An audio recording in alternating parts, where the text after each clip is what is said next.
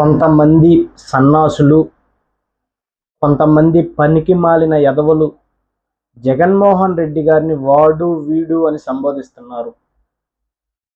మేము కూడా చంద్రబాబు నాయుడు గారిని, నారా లోకేష్ గారిని వాడు వీడు అని సంబోధించగలం.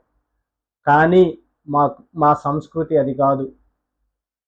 ఎవరైతే జగన్మోహన్ రెడ్డి గారిని వాడు వీడు అని సంబోధిస్తున్నారో వారికి తెలియచేస్తున్నాం.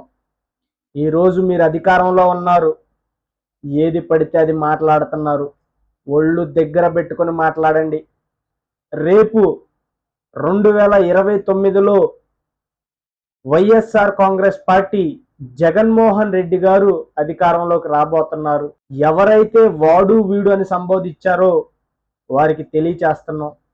రేపు అధికారంలోకి వచ్చిన తర్వాత మీ బ్రతుకులేంటో ఒకసారి ఆలోచించుకోమని తెలియజేస్తున్నాం. అలానే చంద్రబాబు గారికి విజ్ఞప్తి చేస్తున్నాం. చంద్రబాబు గారు, మీకు తెలిసి మాట్లాడుతున్నారో తెలియక మాట్లాడుతున్నారో తెలియదు. రేపటి రోజున మాకు నాయకులు ఉంటారు, మాకు కార్యకర్తలు ఉంటారు. వారు కూడా ఇదే విధంగా వాడు వీడు అని మాట్లాడితే మీరు కూడా బాధపడాల్సి వస్తుంది. కాబట్టి చంద్రబాబు నాయుడు గారికి తెలియచేస్తున్నాం, వారిని అదుపులో పెట్టుకోండి.